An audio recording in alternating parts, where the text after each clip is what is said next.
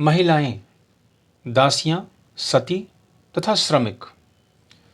जिन यात्रियों ने अपने लिखित वृत्तांत छोड़े वे सामान्यतया पुरुष थे जिन्हें उपमहाद्वीप में महिलाओं की स्थिति का विषय रुचिकर और कभी-कभी जिज्ञासापूर्ण लगता था। कभी-कभी वे सामाजिक पक्षपात को सामान्य परिस्थिति मान लेते थे।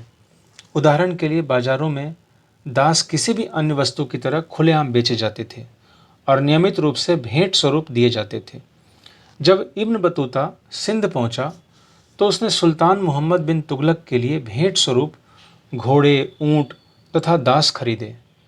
जब वह मुल्तान पहुंचा तो उसने गवर्नर को किशमिश के बादाम के साथ एक दास और घोड़ा भेंट के रूप में दिए। इब्न बतूता बताता है कि मोहम्मद बिन तुगलक नसीरुद्दीन नामक धर्मोपदेशक के प्रवचन से इतना प्रसन्न हुआ कि उसे 1,00,000 टके तथा 200 दास दे दिए। इब्न बतूता के विवरण से प्रतीत होता है कि दासों में काफ़ी विभेद था। सुल्तान की सेवा में कार्यरत कुछ दासियां संगीत और गायन में निपुण थीं और इब्न बतूता सुल्तान की बहन की शादी के अवसर पर उनके प्रदर्शन से खूब आनंदित हुआ। सुल्तान अपने अमीरों पर नज़र रखने के लिए दासियों को भी नियुक्त करता था। दासों को सामान्यतः घरेलू श्रम के लिए ही इस्तेमाल किया जाता था और इब्न बतूता ने इनकी सेवाओं को पालकी या डोले में पुरुषों और महिलाओं को ले जाने में विशेष रूप से अपरिहार्य पाया। दासों की कीमत विशेष रूप से उन दासियों की जिनकी आवश्यकता घरेलू श्रम के लिए थी बहुत कम होती थी और अधिकांश परिवार जो उन्हें रख पाने में समर्थ थे कम से कम 1 या 2 को तो रखते ही थे। सभी समकालीन यूरोपीय यात्रियों तथा लेखकों के लिए महिलाओं से किया जाने वाला बर्ताव अक्सर पश्चिमी तथा पूर्वी समाजों के बीच भिन्नता का एक महत्वपूर्ण संकेतक माना जाता था। इसलिए यह आश्चर्यजनक बात नहीं है कि बर्नियर ने सती प्रथा को विस्तृत विवरण के लिए चुना। उसने लिखा कि हालांकि कुछ महिलाएं प्रसन्नता से मृत्यु को गले लगा लेती थीं, अन्य को मरने के लिए बाध्य किया जाता था, लेकिन महिलाओं का जीवन सती प्रथा के अलावा कई और चीज़ों के चारों ओर घूमता था। उनका श्रम कृषि तथा कृषि के अलावा होने वाले उत्पादन दोनों में महत्वपूर्ण था। व्यापारिक परिवारों से आने वाली महिलाएं व्यापारिक गतिविधियों में हिस्सा लेती थीं, यहाँ तक कि कभी-कभी वाणिज्यिक विवादों को अदालत के सामने भी ले जाती थीं। अतः यह असंभाव्य लगता है कि महिलाओं को उनके घरों के खास स्थानों तक परिसीमित कर रखा जाता था।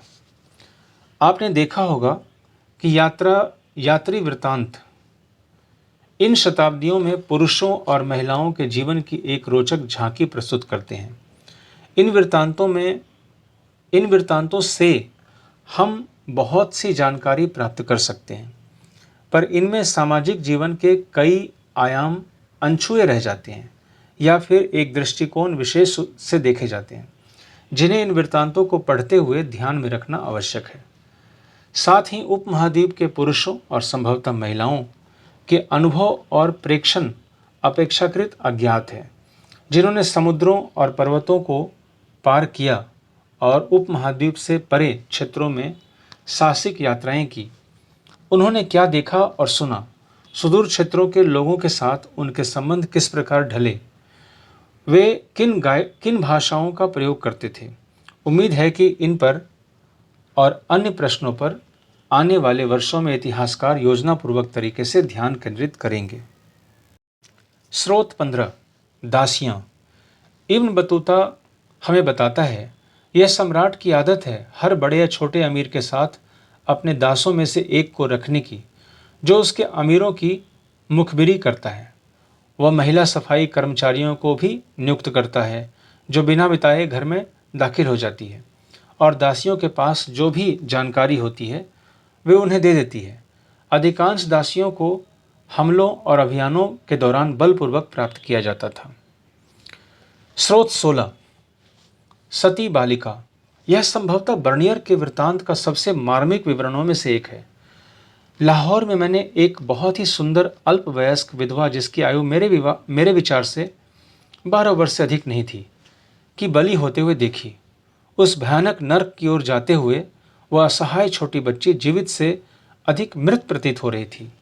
उसके मस्तिष्क की व्यथा का वर्णन नहीं किया जा सकता।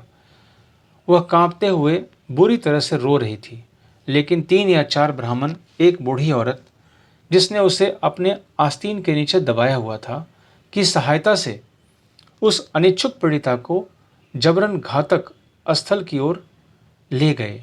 उसे लकड़ियों पर बैठाया, उसके हाथ और पैर बांध दिए ताकि वह भाग न जाए, और इस स्थिति में उस मासूम प्राणी को जिंदा जला दिया गया। मैं अपनी भावनाओं को दबाने में और उनके कोलाहलपूर्ण तथा व्यर्थ के क्रोध को बाहर आने से रोकने में